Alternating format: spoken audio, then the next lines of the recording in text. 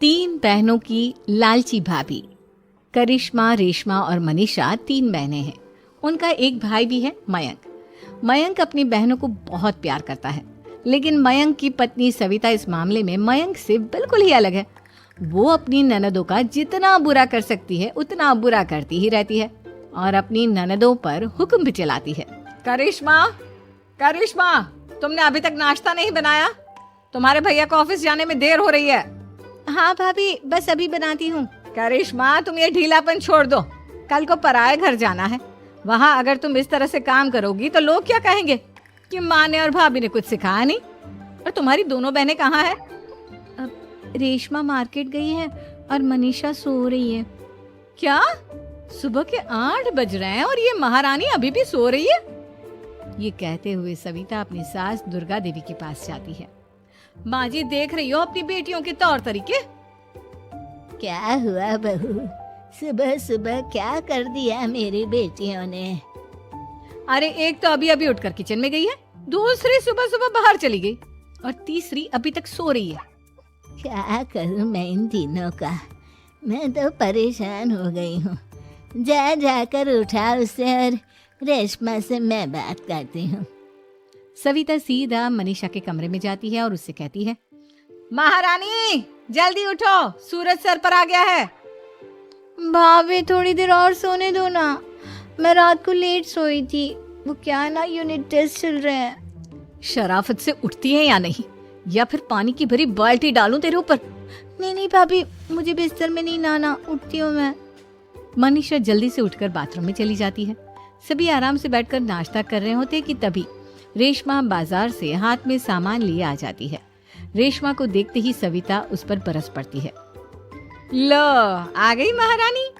ऐसा भी क्या सामान लाना था जो सुबह आंख मलते ही बाजार की तरफ रवाना हो गई? भाभी, कल आप ही तो चीख रही थी कि घर का सारा सामान मुझे ही लाना पड़ता है, घर में किसी को भी किसी काम से कोई लेना देना नहीं है। अब मैं बाजार जाकर सामान ले आई तो आपको इस बात से भी तकलीफ हो रही है? देख रही हो माँ जी, अपनी बेटी की जुबान कैंची से भी तेज चलती है। और मयंक, आप तो कुछ कहेंगे नहीं अपनी लाडली बहन को? रेशमा, अपनी भाभी से ऐसे बात नहीं करते। चलो माफी मांगो। भैया, मैं क्यों माफी मांगू? आप भाभी से बोलिए ना कि हम पर कम हुक्म चलाया करे। हम इस घर की बेटियां हैं और आपकी पत्नी की ननद है, नौकरानी नहीं। लो, कर लो बात। इनकी भलाई के लिए कुछ भी बोलो तो इन्हें बुरा लग जाता है। इस घर में यही इज्जत है मेरी। देख लो माँ जी, आपकी बेटी किस लहजे में मुझसे बात कर रही है। सविता वहाँ से चली जाती है। मयंक को बहुत गुस्सा आता है, वो भी वहाँ से चला जाता है। फिर करिश्मा रेशमा को समझाती है, रेशमा, तुम्हें भाभी से माफी मांग लेनी चाहिए थी ना। लेकिन दीदी, मैंने कुछ किया ही नहीं, तो मैं माफी क्यों मांगू? हाँ करिश्मा दीदी, रेशमा दीदी जैसे ही घर में आई, भाभी ही उन पर चिल्ला रही थी। हाँ, मैं मानती हूँ कि गलती भाभी की थी। मैं तो इसलिए बोल रही हूँ कि भाभी ने माँ को तो पूरी तरह अपने वश में कर लिया है। वो हमारी बात सुनती ही नहीं। मयंक भैया हमारे लिए हमेशा खड़े रहते हैं, इसलिए उनकी बात का मान तो तुम्हें रखना चाहिए था ना। कोई फायदा नहीं दीदी, कुछ दिनों की बात और है, भाभी उन्हें भी हमारे खिलाफ भड़का देंगी। फिर वो भी माँ की तरह हमारी किसी बात का विश्वास नहीं करेंगे। इसी तरह सविता अपनी तीनों ननदों को किसी न किसी बात पर परेशान करती रहती थी। एक दिन मयंक अपनी तीनों बहनों के लिए गिफ्ट लाया। करिश्मा, ये तुम्हारे लिए हार का सेट। रेशमा, तुम्हारे लिए सुंदर सी ड्रेस।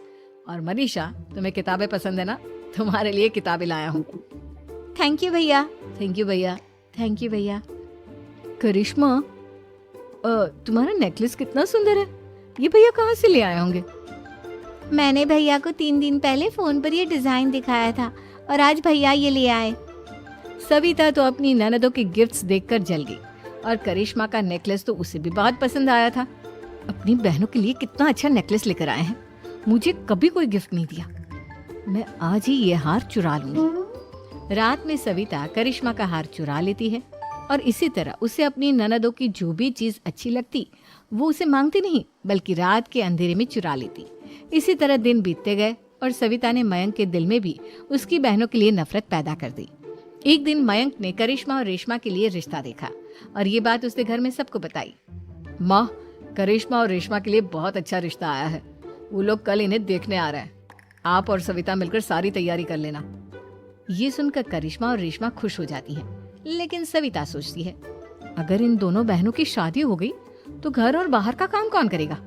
मनीषा तो एक नंबर की कामचोर है, उससे तो किसी बात की उम्मीद लगाना ही बेकार है। मुझे इस शादी को रोकना होगा। अगले दिन सभी लड़के वालों के स्वागत की तैयारी करने में लगे होते हैं। तभी मयंक अपनी बहनों से आकर कहता है, तैयार हो गई तुम दोनों?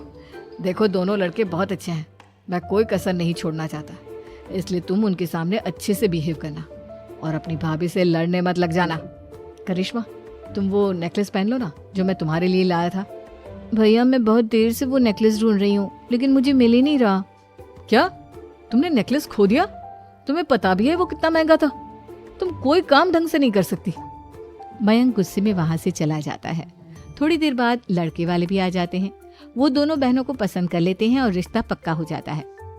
लेकिन सविता के दिमाग में तो कुछ और ही खिचड़ी पक रही थी। वो पंडित जी के पास करिश्मा की कुंडली लेकर जाती है और उन्हें पैसे देकर करिश्मा की कुंडली बदलवा देती है। जब लड़के वालों के पास करिश्मा की कुंडली जाती है तो वो दुर्गा को फोन करते हैं। बहन जी, हमने करिश्मा की कुंडली अपने पंडित जी को दिखाई थी। आपकी बेटी की कुंडली नहीं बल्कि दोषों का पिटारा है। देखिए, मैं और मेरे पति इन सब बातों में बहुत विश्वास करते हैं, इसलिए हम आपकी बेटी से अपने बेटे की शादी नहीं करा सकते। इस तरह करिश्मा का रिश्ता टूट जाता है और सभी घर वालों को बहुत दुख होता है। अब कविता सोचती है, चलो करिश्मा का तो रिश्ता टूट गया, अब रेशमा का भी रिश्ता तोड़ना है। क्या करूं क्या करूं?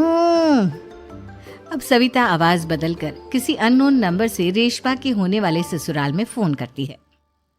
हेलो, मैं कौन हूँ कौन नहीं ये आपके लिए जानना जरूरी नहीं। बस इतना सुन लो कि रेशमा का 2 साल से किसी के साथ अफेयर चल रहा है। बस रेशमा का रिश्ता तोड़वाने के लिए सविता का इतना कहना काफी था। अब रेशमा का भी रिश्ता टूट गया। मयंक और दुर्गा देवी ने रेशमा को खूब खरी खोटी सुनाई और उससे बार बार उस लड़के के बारे में पूछने लगे।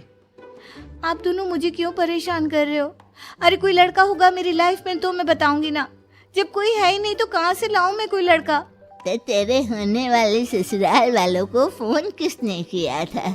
माँ मैं नहीं जानती किसने फोन किया था, मैं सच कह रही हूँ। मैं तो पहले ही कह रही थी इसकी लगाम खींच कर रखो, लेकिन मेरी सुनता ही कौन है। आप चुप रहिए भाभी, ये सब आपका ही किया धरा है। अब तीनों बहनों को विश्वास हो जाता है कि ये सब उनकी भाभी ही कर रही है। तीनों बहनें अपनी भाभी को सबक सिखाने के लिए एक वकील कर लेती है और घर में हिस्सा मांगना। देखो भैया, माँ बाप की जायदाद में जितना बेटों का हक होता है उतना ही बेटियों का, इसलिए इस घर के 4 हिस्से होंगे और हमें अपना हिस्सा चाहिए।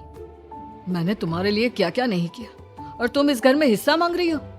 भैया, आप और माँ हम बहनों की कोई बात नहीं सुनते हो और भाभी हमारी शादी नहीं होने देगी क्योंकि उन्हें लगता है कि आप हमारी शादी में ज्यादा पैसा लगाओगे और उन्हें हम जैसी फ्री की नौकरानी कहाँ मिलेगी।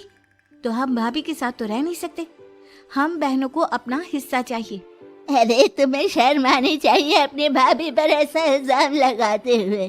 वो तुम्हारे बारे में कितना सोचती है। हाँ माँ, भाभी हमारे बारे में बहुत सोचती है। दिन रात बस यही सोचती रहती है कि किस तरह से अपनी तीनों ननदों को परेशान करूं और कभी मुझे पढ़ने भी नहीं देती।